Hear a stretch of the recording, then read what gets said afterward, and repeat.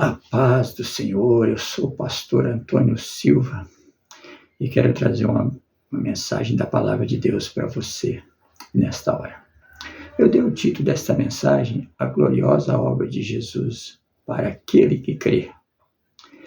E isso eu começo no Evangelho de Jesus, segundo João capítulo 16, versículos 7 e 8, que está escrito: Todavia vos digo a verdade. Jesus dizendo: que vos convém que eu vá, porque se eu não for, o Consolador não virá a vós.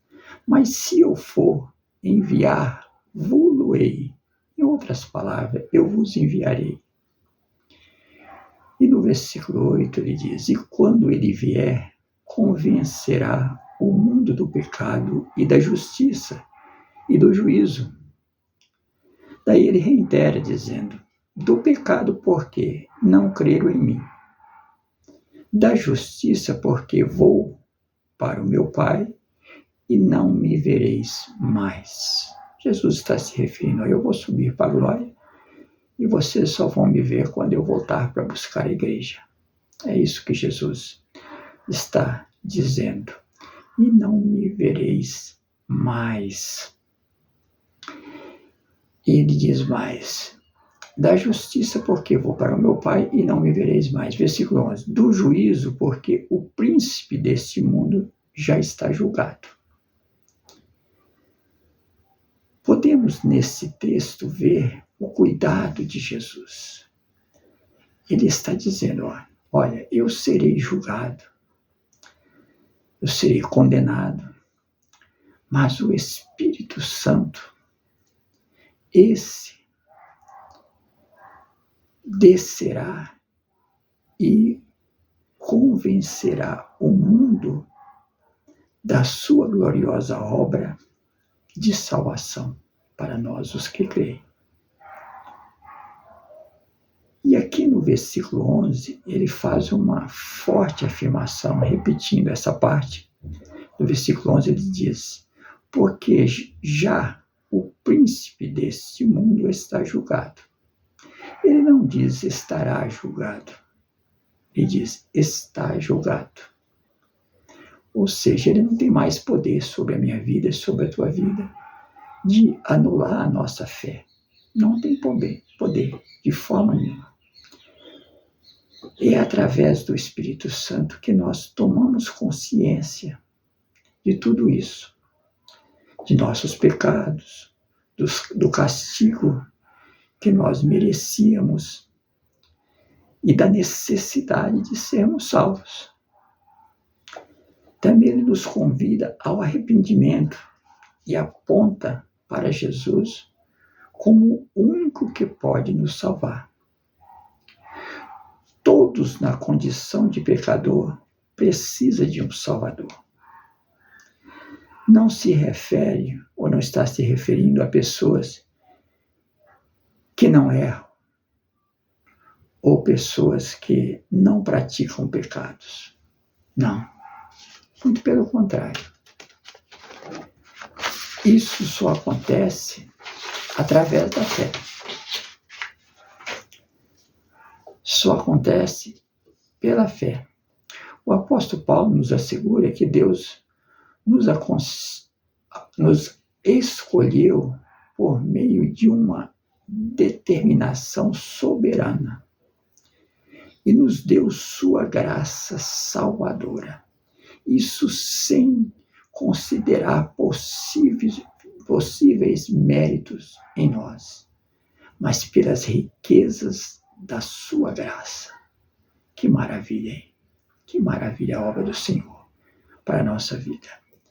E em sua carta aos Efésios, o apóstolo Paulo nos deixa uma palavra muito forte que está escrito no capítulo 1 da carta aos Efésios, no versículo 18.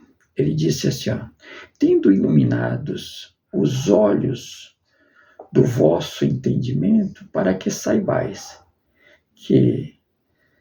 qual seja a esperança da sua vocação e quais as riquezas da glória da sua herança nos santos.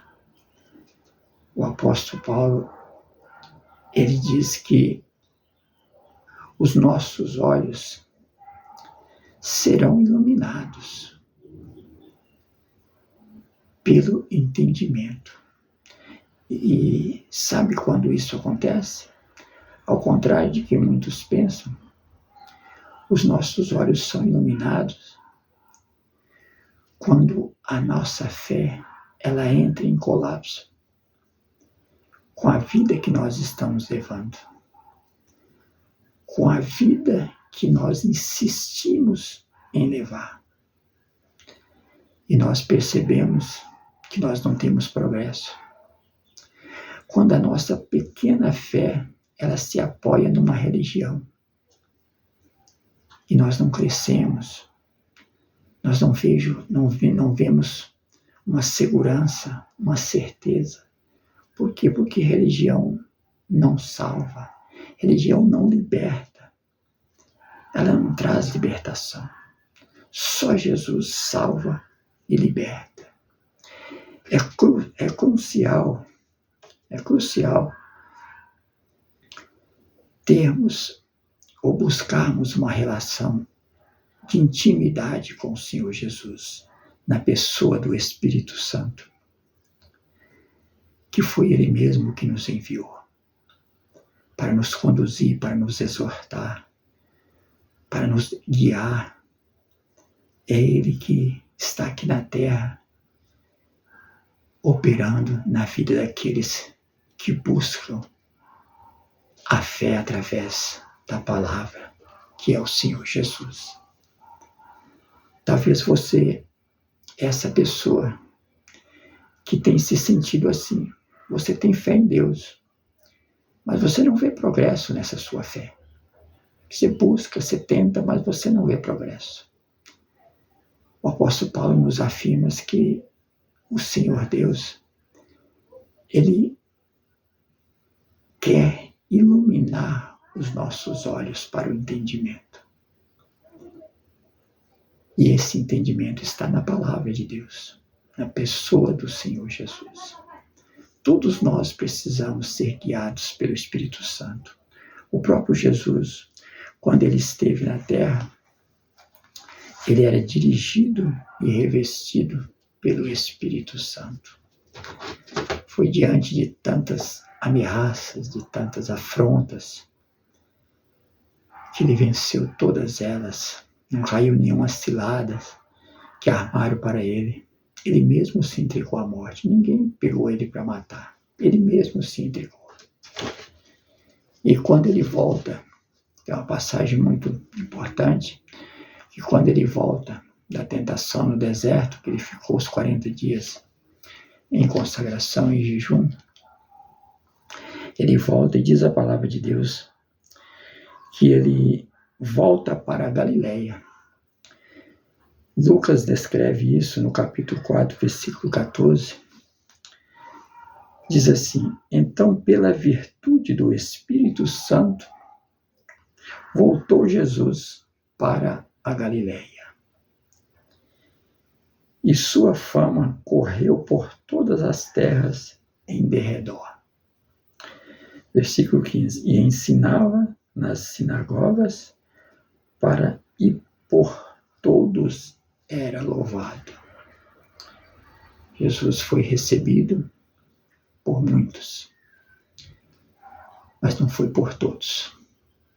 E ainda hoje, muitos se recusam a aceitar o Senhor Jesus como seu único Salvador. Muitos buscam outras práticas, outras crenças, outros nem buscam nada. Fica aí, esperando que alguma coisa vai acontecer, que Deus lá do céu vai derramar uma graça sobre todos, porque dizem que Deus está em todo lugar, que todos os caminhos levam a Deus. Mas isso não é verdade. Caminhos diferentes levam pessoas a lugares diferentes. Você hoje tem a oportunidade de examinar você mesmo e ver se a sua fé está tendo progresso. E o Senhor Jesus ilumina hoje os seus olhos para te mostrar que a sua fé está entrando em colapso, se já não entrou. Eu quero orar por você nessa hora. Se você puder, ore comigo. Senhor meu Deus, Senhor meu Pai, é na pessoa do Senhor Jesus que eu entro na tua presença, te pedindo ao Senhor que o Senhor venha iluminar os olhos para o entendimento de todos aqueles, meu Pai, que vão ouvir ou vão assistir esta palavra.